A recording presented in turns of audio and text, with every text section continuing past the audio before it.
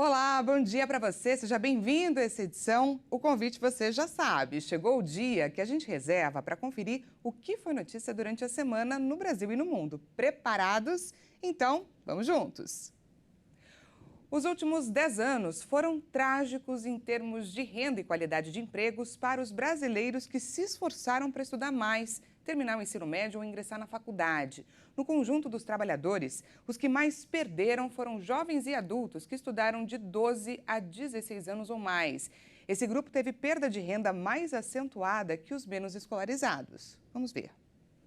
De acordo com a pesquisa do Instituto Brasileiro de Economia da Fundação Getúlio Vargas, com base em dados do IBGE, da Pesquisa Nacional por Amostra de Domicílios Contínua, houve ainda abrupto aumento na informalidade entre eles, que atingiu também pessoas que estudaram de 9 a 11 anos. Os resultados revelaram uma economia que cria predominantemente empregos de baixa qualidade e pouco produtivos. Isso empurra os mais escolarizados para vagas que pagam menos e que são cada vez mais informais, comprometendo o crescimento potencial do país. No geral, despencou também a vantagem em termos de rendimentos do trabalho de quem estudou mais de 16 anos em relação aos brasileiros que passaram menos de um ano na escola. Em 2012, o retorno positivo da educação na renda, nessa comparação, chegava a 641%. No segundo trimestre deste ano, o prêmio era de apenas 353%. Entre os que tinham de 12 a 15 anos de estudo, comparado aos com menos de um ano, o percentual caiu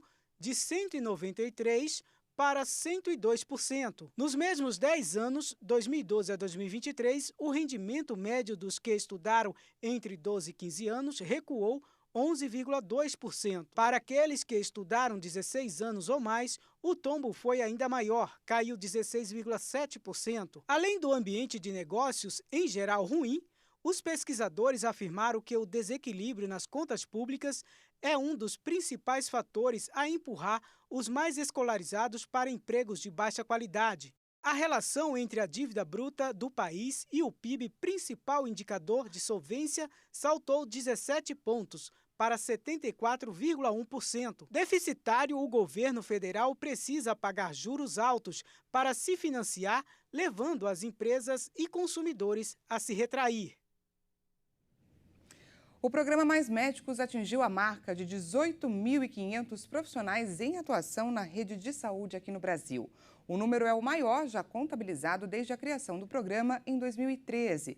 A expectativa do governo federal é chegar a 28 mil profissionais, ou seja, quase 10 mil a mais até o fim deste ano. Desde a sua criação, o programa passou por inúmeras transformações. No início, mais de 60% dos profissionais eram cubanos. Nos dias atuais, a maior parcela são de brasileiros formados no país e alguns brasileiros que realizaram a graduação no exterior. Podem realizar inscrição para os editais do programa profissionais brasileiros ou estrangeiros formados no Brasil e no exterior. Os formados fora do Brasil passam a exercer a medicina no país através do registro do Ministério da Saúde. Porém, aqueles com registro no país passam a ter preferência na seleção. Esse ano, o primeiro edital do programa abriu quase 6 mil vagas. Durante o período de inscrição, mais de 34 mil médicos manifestaram interesse de participar da iniciativa. Desse número, mais de 19 mil eram brasileiros com registro profissional no país e apenas 4 mil estrangeiros formados no exterior. No mês de março, o governo federal anunciou a retomada do programa com um investimento de 712 milhões de reais e a abertura de 15 mil novas vagas. Dos 18.500 trabalhadores em atuação no momento, 13 mil deles entraram ao Mais Médicos esse ano.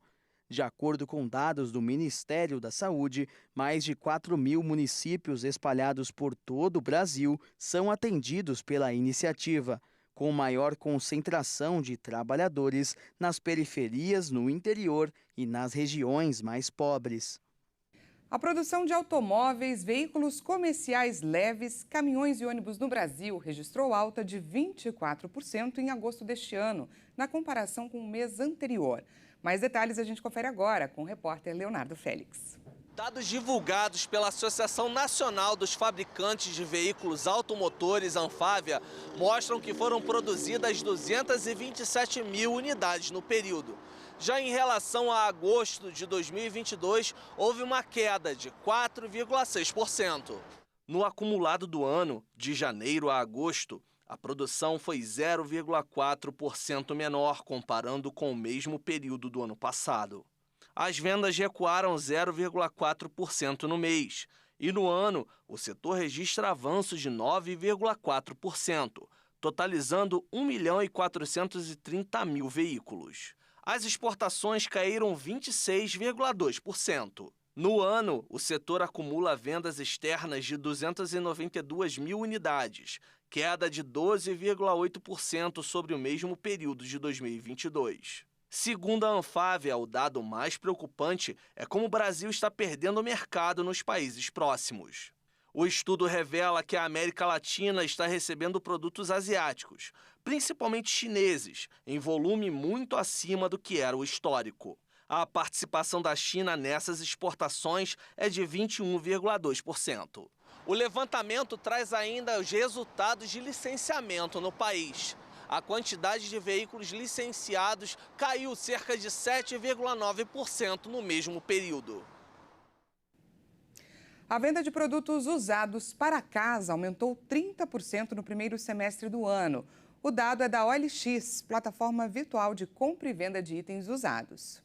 Possivelmente você já ouviu falar que panela velha é que faz comida boa. A frase é bem conhecida, mas não seria a única razão para Maria comprar essa usada. Vai economizar também, né?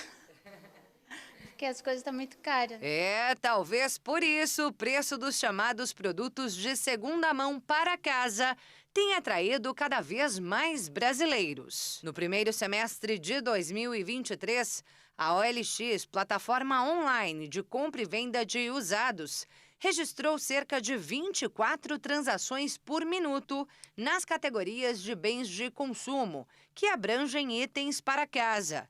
Alta de 30% nas vendas em comparação com o mesmo período do ano passado. E se as vendas de usados crescem no mercado virtual? Em lojas físicas, como essa aqui, não é diferente. O último levantamento do Sebrae, inclusive, mostrou que só no primeiro semestre de 2022 foram abertos pouco mais de 2.300 estabelecimentos de vendas de produtos de segunda mão no Brasil, 74 a mais do que no mesmo período de 2021, quando esse tipo de comércio virou tendência em meio à pandemia da Covid-19. Segundo o economista Alessandro Azzoni, o impulso surgiu do cenário de incerteza econômica. Nós tínhamos uma insegurança muito grande de ter a continuismo no nosso trabalho. Então, nosso recurso era escasso. Então, quanto mais nós economizarmos, mais nós conseguíssemos economizar, melhor. Então, buscar esse tipo de produto se torna muito atrativo. Mas ele diz que o ramo segue em tendência de alta e não só pelo bolso. Virou questão de consumo consciente. Você evita o acúmulo de coisas, né? Depois que eu uso, que a gente usa e a gente também doa também. A gente doa para as outras pessoas. Que é para ser mais reutilizável. Reutilizável. E com o trabalho realizado nesse bazar na Zona Sul da capital paulista, a natureza ganha e as crianças da Associação de Assistência à Criança Deficiente também. Toda a verba arrecadada aqui é revertida à ACD, que realiza cerca de 800 mil atendimentos por ano no Brasil. Então, você está fazendo alguma coisa legal, ajudando as crianças e comprando coisas que realmente você acaba curtindo. A gente vai para um rápido intervalo e na volta falamos sobre a determinação da Anvisa que liberou a continuação da entrega de medicamentos controlados de forma remota, uma medida adotada na pandemia que agora é de fato incorporada. Nós voltamos já, não perca!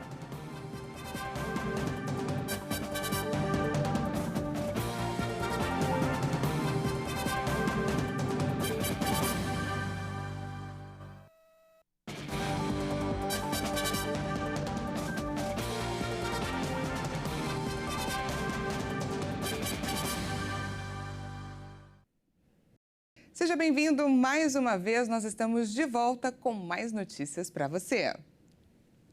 Os medicamentos controlados poderão continuar a ser entregues em domicílio. A Anvisa alterou a norma e incorporou a medida adotada durante a pandemia de Covid-19. Quem traz para a gente os detalhes é a repórter Maria Clara Leite.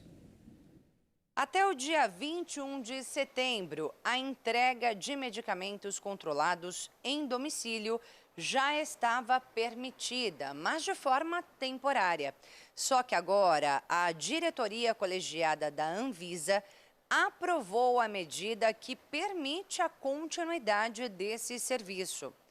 Por meio de nota, a Anvisa informou que decidiu incorporar a mudança à legislação vigente, considerando os benefícios para a população e o atendimento dos requisitos de controle estabelecidos. Assim, a permissão de entrega remota será incluída na portaria que regulamenta a entrega e a venda de medicamentos sujeitos a controle especial no país. E para fazer a entrega desses remédios controlados, continuam valendo as mesmas regras da venda presencial. O passo a passo é o seguinte: primeiro, o estabelecimento deve buscar a receita médica ou solicitar o envio de forma eletrônica. Depois, o farmacêutico deve conferir as informações da receita e já orientar o paciente sobre os cuidados necessários. E aí, quando receber o medicamento, o paciente assina a receita e a entrega ao entregador. Essa receita deverá ser levada às farmácias e drogarias para que sejam mantidos os registros para acompanhamento do paciente e fiscalização pelas autoridades sanitárias. Essa entrega remota passa a ser permitida para estabelecimentos privados, públicos e também para programas governamentais. Já pela internet, a venda de medicamentos controlados continua proibida, segundo informou a Agência Nacional de Vigilância Sanitária. E agora vamos de destaque internacional. Alguns países do G20 não conseguiram diminuir as emissões de gases poluentes, o que fez com que a média do bloco continuasse a aumentar nos últimos anos.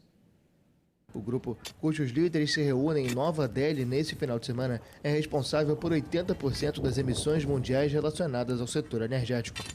Em uma cúpula anterior, os delegados dos países não entraram em consenso sobre um teto de emissões globais em 2025 ou para impulsionar o uso de energia renovável. Entre 2015 e 2022, as emissões per capita vinculadas ao carvão no bloco aumentaram 9%, de acordo com uma pesquisa publicada pelo Ember, uma entidade que promove o uso de energias renováveis. 12 membros do grupo, entre eles Alemanha, Estados Unidos e Reino Unido, reduziram significativamente as emissões, mas outros aumentaram, como China, Indonésia e Índia. Alguns países que conseguiram reduzir as emissões globais permanecem acima da média mundial per capita. Este aumento ocorre apesar dos repetidos avisos de que é necessário reduzir as emissões associadas aos combustíveis fósseis para proteger o planeta. A utilização de usinas a carvão que não têm sistemas de captura do carbono emitido deve diminuir entre 70% e 90% em 8 anos, mas muitos membros do G20 ainda não elaboraram estratégias para reduzir o uso do carvão. Nos Estados Unidos, bilionários do Vale do Silício, que estavam por trás de uma compra secreta de 800 milhões de dólares em terras no norte da Califórnia, finalmente divulgaram alguns detalhes sobre seus planos para uma nova cidade ecológica. E até um site chamado California Forever foi lançado, mas ainda é preciso conquistar os eleitores e líderes locais. O site descreve o projeto como uma oportunidade para uma nova comunidade, empregos locais bem remunerados, fazendas de energia solar e espaço aberto em Solano, um condado rural entre São Francisco e Sacramento, que hoje abriga 450 mil pessoas. Jan Sramek, idealizador do projeto, começou também a se reunir com políticos-chave que representam a região, com o apoio de um grande grupo artístico do Vale do Silício. Inclusive, eles tentaram, sem sucesso, descobrir quem estava por trás da misteriosa associação que comprava grandes extensões de terra e se tornou a maior detentora do condado. O New York Times foi o primeiro jornal a reportar sobre os investidores e os planos do grupo. A California Forever, empresa-mãe da associação misteriosa, comprou mais de 202 quilômetros quadrados de terras agrícolas no condado de Solano desde 2018. Principalmente na parte sudeste, com parcelas que se estendem de Fairfield a Rio Vista. Segundo o site, Sramek se apaixonou pela área durante viagens de pesca e ele e sua esposa recentemente compraram uma casa no condado para sua família. O projeto realizou uma pesquisa com os residentes no mês passado para avaliar o apoio a uma nova cidade com dezenas de milhares de novas casas, uma fazenda de energia solar e novos parques financiados inteiramente pelo setor privado. Mas para construir algo semelhante a uma cidade em terras agrícolas, o grupo precisa primeiro convencer os eleitores do condado de Solano a aprovar uma iniciativa nas urnas para emitir usos urbanos naquelas terras, uma proteção que está em vigor desde 1984. Autoridades locais e federais ainda têm dúvidas sobre as intenções do grupo. 2 congressistas da região que buscaram por anos descobrir se adversários estrangeiros ou investidores estavam por trás da compra de terras ao redor de uma base da Força Aérea dos Estados Unidos, vital para a segurança nacional e a economia local, estão furiosos porque a associação manteve sua identidade oculta por tanto tempo. O site afirma que 97% de seu financiamento vem de investidores americanos e o restante é do Reino Unido e da Irlanda. O FBI diz que todos têm trabalhado para descobrir quem são essas pessoas. A Califórnia está em grande necessidade de mais habitação, especialmente casas acessíveis para professores, bombeiros, trabalhadores de serviços e hospitalidade. No entanto, cidades e condados não conseguem determinar onde construir, já que moradores de bairros estabelecidos são contra novas residências, alegando que congestionariam suas estradas e arruinariam seu estilo de vida tranquilo. No palco da Academia Real Dinamarquesa de Música, em Copenhague, cães fizeram parte de uma rara performance. O trabalho de Cookie, Sofos e Sica foi dominar a arte de latir sob comando, enquanto uma orquestra ao vivo tocava a Sinfonia da Caça de Leopold Mozart. Sofos, Cookie e Sica latiram com a orquestra da Câmara Dinamarquesa para uma apresentação de Sinfonia da Caça, uma peça pouco conhecida de Leopold Mozart, o pai de Wolfgang Amadeus. O trabalho raramente é executado com cães no palco. Orquestras geralmente preferem usar o som gravado dos latidos.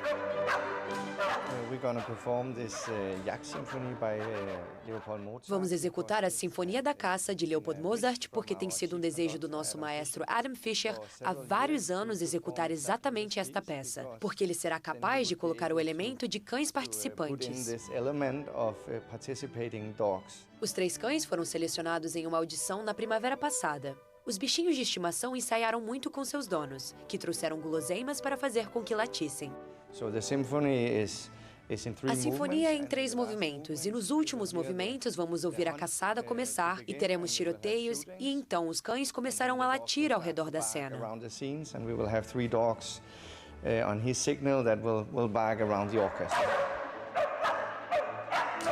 Durante o ensaio de domingo, os animais ouviram atentamente os primeiros movimentos da parte de trás do palco antes de serem trazidos para frente por seus donos. Acho que se eu tivesse que estar lá sozinha, acho que ficaria nervosa. Mas toda a atenção está voltada para ela. E você sabe que ela é estrela. Estou atrás dela com todas as guloseimas. Sofos, Cookie e Sica dominaram a arte de latir sob comando e entregaram uma performance inesquecível no país nórdico.